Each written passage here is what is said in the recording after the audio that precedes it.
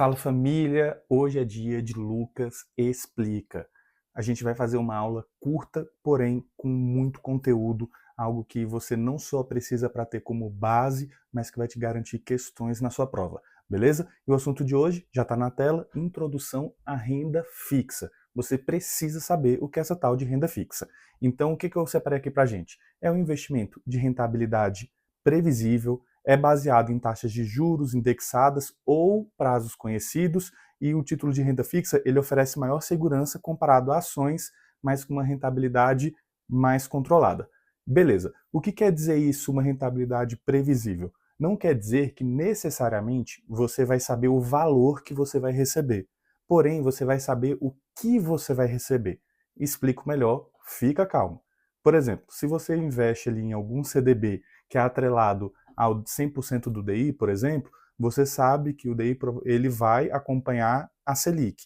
Então, você não sabe se daqui 1 ano ou 2 anos a Selic vai estar em 15% ou vai estar em 6%.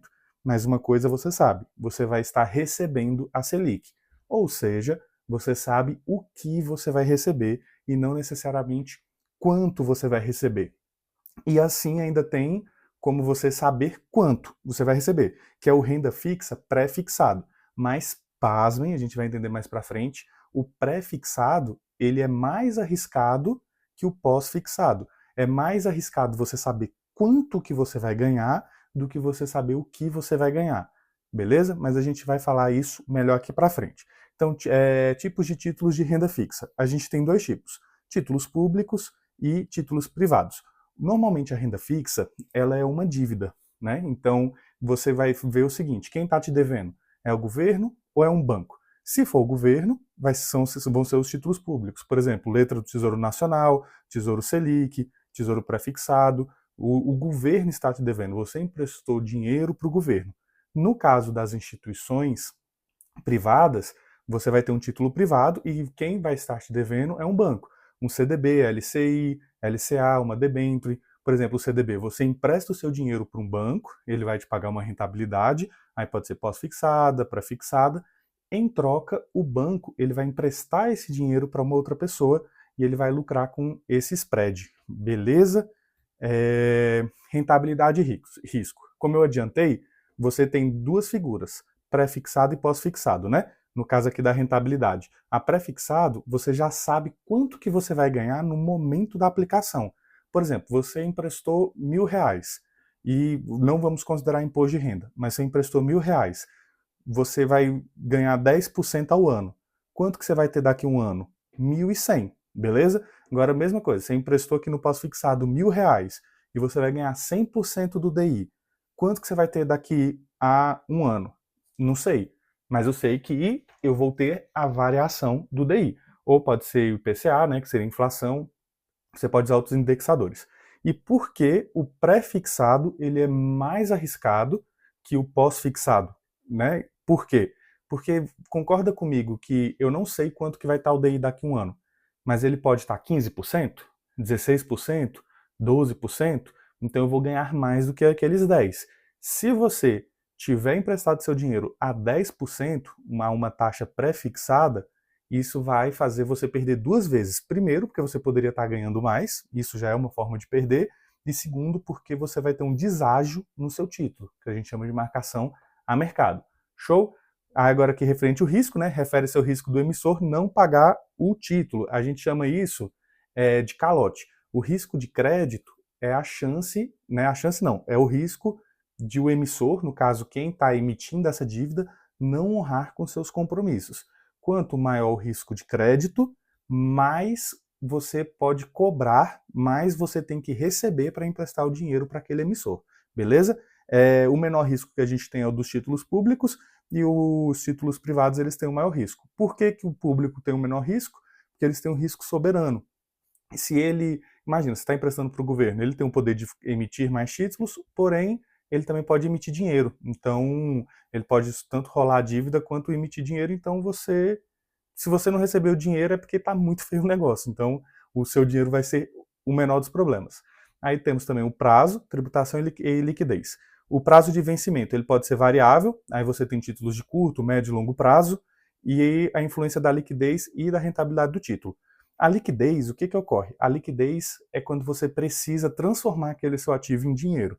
Tanto que o risco de liquidez é o risco de você não conseguir transformar o seu dinheiro no valor justo ou simplesmente não conseguir transformar ele em dinheiro, beleza? Tributação, e vai seguir a tabela regressiva. Lucas, que tabela regressiva é essa?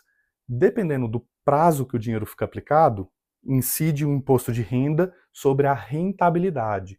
Então, ó, tem muita gente que confunde. Não é que você vai pagar um imposto sobre o dinheiro, você vai pagar a rentabilidade, um imposto sobre a rentabilidade. No exemplo que eu falei, R$ 1.000 para resgatar daqui a um ano, e você fez ali R$ 100, o IR é sobre esses R$ 100, não é sobre o montante total, beleza? E quando fala regressivo é o seguinte, até 180 dias, pega a visão, até 180 dias você vai pagar 22,5% de imposto de renda. Até 20% você vai ter deixado o dinheiro até 360 dias. Até 720 dias, né, de 360 a 720, você vai pagar 17,5%. E 720 para frente, você vai pagar 15%. Então, 15% é o mínimo, tanto que ele fala, né? De 22,5 a 15. É o máximo e o mínimo. E a liquidez pode ser diária. No caso aqui, esse menor vai estar errado, né? Aquele que está falando. Porém, a liquidez ela pode ser diária, dependendo do título, tá bom? Vamos lá, impacto da inflação dos juros. A inflação. O impacto da inflação, o que acontece? A inflação, ela corrói o seu poder de compra. A inflação, ela, por exemplo, não é que ela diminui nominalmente o seu valor, né, o valor do dinheiro, mas ela diminui o valor real. Tanto que quando você quer ver realmente quanto que você está tendo ali de rentabilidade, você pega a sua rentabilidade nominal e você divide pela inflação. Então, vamos dizer que você teve uma aplicação de 10% ao ano e você teve uma inflação de 8% ao ano. O seu dinheiro ele aumentou ali de forma real só 2%. No pós-fixado, quando você coloca, isso eu estou dizendo pré-fixado, quando você coloca no pós-fixado, normalmente a economia, ela, principalmente a figura do Banco Central, ela tende a combater a inflação usando a taxa de juros. Então, se a inflação está muito alta, o pós-fixado ele aumenta. Então isso já é uma coisa que até diminui mais o risco do pós-fixado, beleza? Mas ele tem sim uma incidência sobre os rendimentos. Então a inflação ela diminui ali o rendimento. E a proteção, né? Você tem como ter títulos indexados à inflação. Por exemplo, inflação mais 2%, inflação mais 5%. É o caso da NTNB, por exemplo. No Brasil tem como você atrelar a inflação mais alguma porcentagem real, que inclusive está muito alta no Brasil ultimamente. E, para finalizar, uma conclusão sobre a renda fixa, né? Segurança. Investimento em renda fixa oferece maior previsibilidade e menor volatilidade. Você pode fazer uma diversificação dentro da renda fixa. Como assim? Você pode colocar valores indexados à inflação, você pode colocar valores indexados ao DI, você pode ter títulos pré-fixados, você pode fazer uma diversificação dentro da sua carteira e ele é ideal para todas as fases da vida, curto, médio e longo prazo. Curto prazo, às vezes você tem alguma coisa para comprar num horizonte de tempo curto, longo prazo você às vezes está montando ali uma aposentadoria, então é uma aplicação que ela cabe em todas as fases da vida da pessoa, tem que analisar o perfil, mas normalmente até quem é arrojado tem algum valor colocado na renda fixa, seja para você ter uma reserva de emergência ou para você poder aproveitar oportunidades do mercado, beleza? Ó, segue, curte, acompanha, eu vou fazer o possível para postar, se não for diariamente, mas 2, 3 vezes na semana, pequenas pílulas de conhecimento teórico, que nem foi agora. Não é uma aula completa com exercícios e etc, mas pode ter certeza que o que eu falei aqui já te ajuda, seja ali no seu trabalho ou resolvendo as questões da sua prova, beleza? Curte aí, vai ajudar demais, comenta, valeu e até a próxima.